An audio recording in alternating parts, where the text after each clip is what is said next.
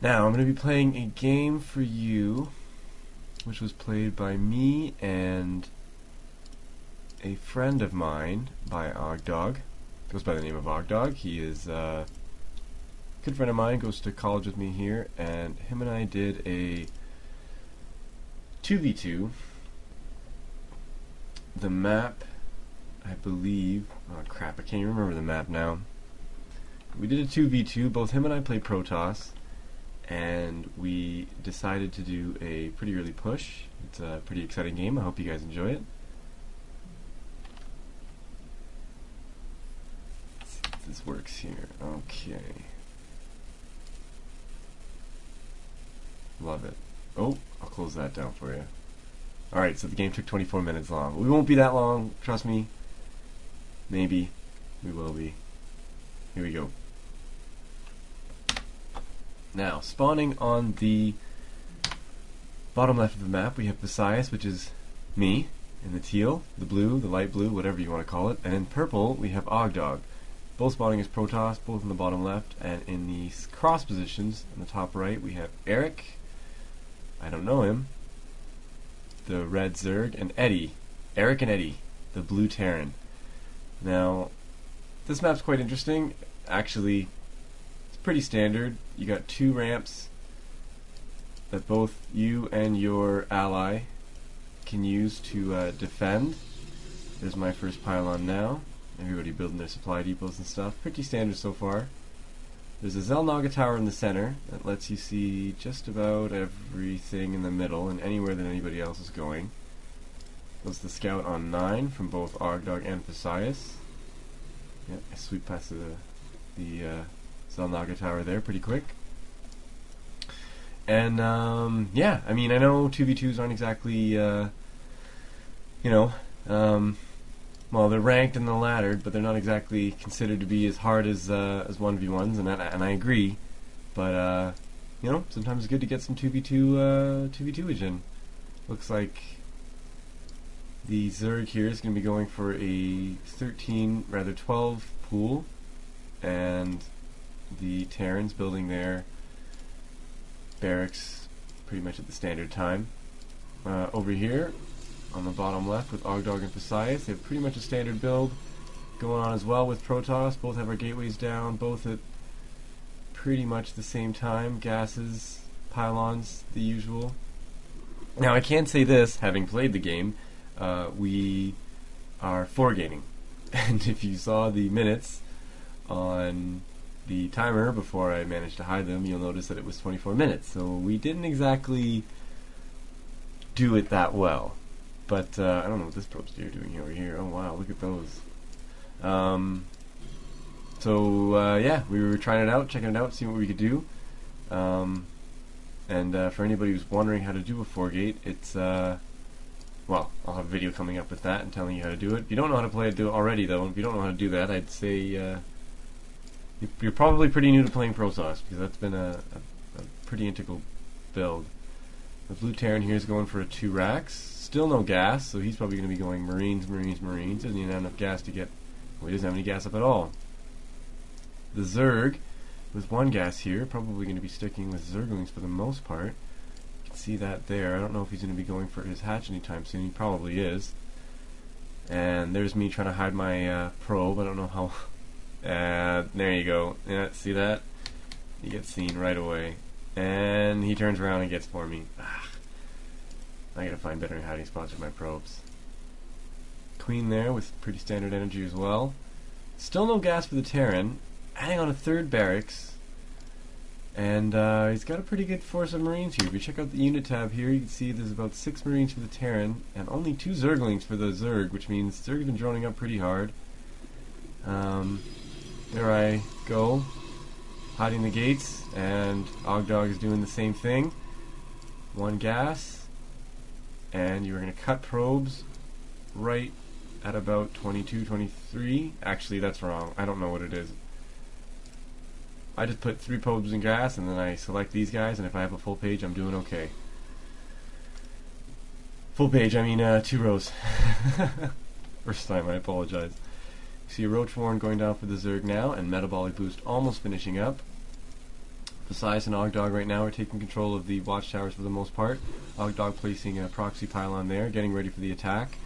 I'm placing one just up here, and Terran is getting ready to keep building barracks. I think this is the first 20 gas Terran that I had the entire game. There you go. And just for fun, we'll check the APM tab. Yeah, go Sue. No, just kidding.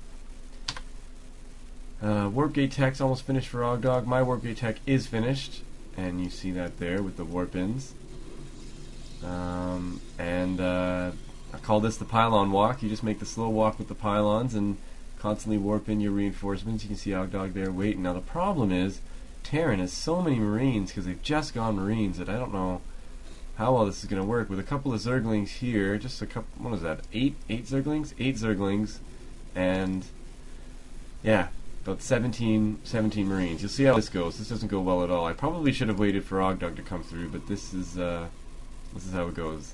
The Zealots are going to start attacking the supply depots, and the Marines are coming up right now. There's no stim or anything like that research, but you see how fast the Marines can just get at them when the Zealots cannot do any damage, and the Zealots are gone, and right now, with the Zerglings blocking my Stalkers, there's nothing you can do, and this is just one big mistake. I mean, trying to warp in some Zealots on the high ground there, that's not going to do well, and maybe if we had both our forces against that force, we could have done a little something, but not much we can do now, especially with some roaches coming out. Look like we can hold there, but again, this Marines with the DPS, it is just too much because Marines are OP. Everybody knows that. And if we go back to this, there's a barracks just sitting there. It's okay. Look at that. After the attack, they're still attacking the pylons, and Zerg knows he's just going to go ahead and end.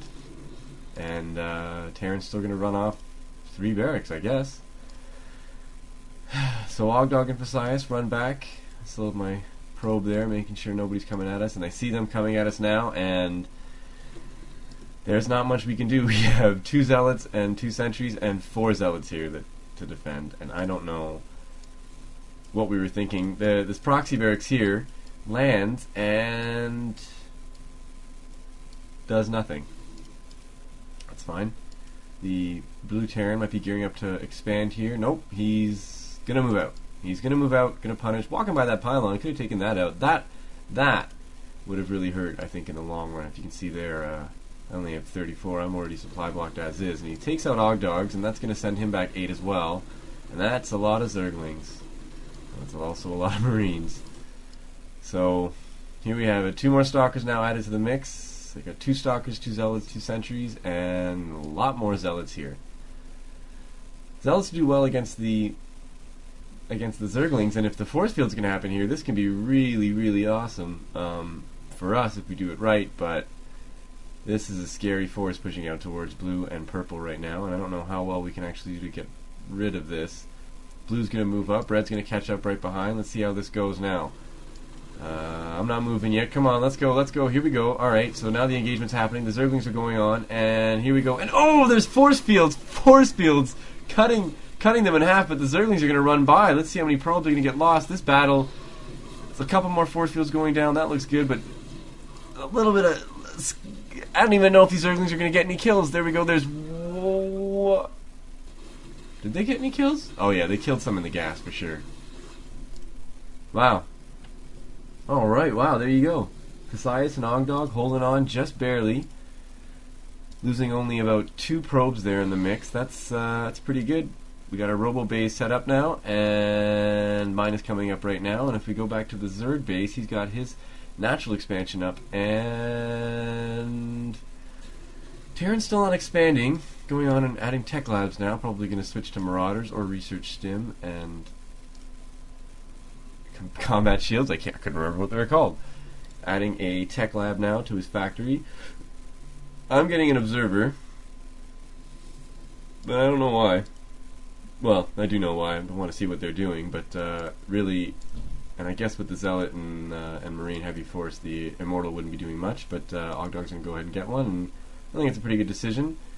I'm going to push out a bit here and take our ramp. It's a pretty good sizable force. If we look at the units lost tab, which I don't know, you can see that we have still lost more. Remember, we're Protoss. We've lost less units, but a lot more resources were spent on there. We lost many pylons, and there you go. I'm losing another pylon right there. And Zerg needs to saturate. Look at how many drones are here. Holy crap. That's... Holy mo... This is a ton of drones here. Almost oversaturated. The Eric could probably transfer his over here. I didn't tell you what level this replay was at, because I didn't want to spoil it too much, but it's not Masters, let me tell you that. I could say that at the very least.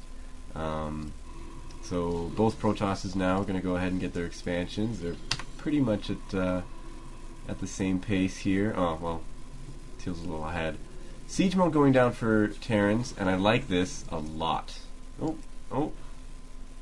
Does he see it? Oh, the scan finishes. Is he going to scan again? Can he scan again? No, he cannot. And he's still not going to expand. And that...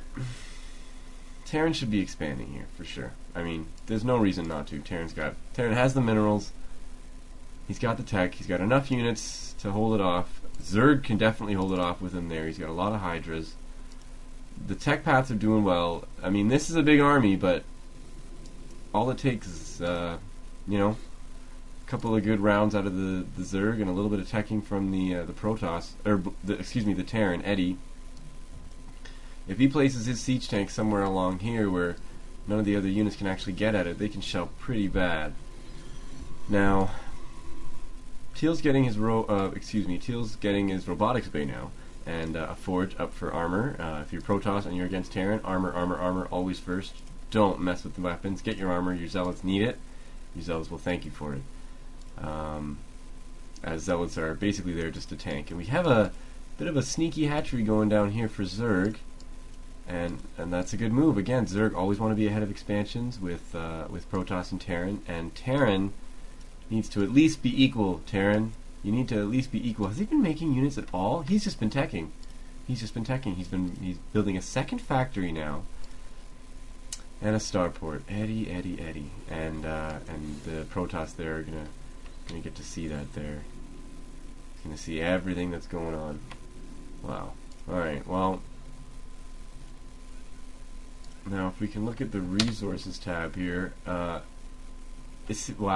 So there you go. Blue's got 38. He hasn't even been adding supply depots, I think, compared to the 133, the menacing 133 of Zerg. Now, Zerg is supposed to be ahead in food count for the most part, but that's not what I want. There you go. We'll see. And there's a second robotics bay going down for Teal, double robo all the way.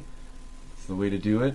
I found out that you can actually roughly support 2 robo bays and a forge along with 4 gateways. It's been it's a weird sort of transition out of a 4 gate, especially if your 4 gate doesn't work. Usually, if your opponent's smart enough, they can hasn't lost too much, they can push back and win. Your economy, you cut probes pretty early, like I was saying before, so you can't really support any more than that. But here we go now. This is a pretty menacing ball, and especially in this choke point, it can be really scary. The units are positioned really well. I like that. Zealots in the front, Stalkers in the back, Colossi holding the rear. And you know, and this is another thing that Zerg players need to start doing is, you know, I'm not going to move as Protoss. You know, as a Protoss player, I guess we could, but in these open areas, the Zerg can get really good concaves. And that usually means Zerg can take map control, especially with the locations of Xel'Naga towers. They're always out in the open. There you go. Let's see what we got here. Oh, I think Zerg's just saturating his natural now. If we look at the income tabs here, yeah, his income's only now kicking up. Oh, that's why. There we go. That's why. Still a ton of drones on one base. He needs to move them over here unless he's worried about people seeing. And is this observer going to see? Is it? I don't know.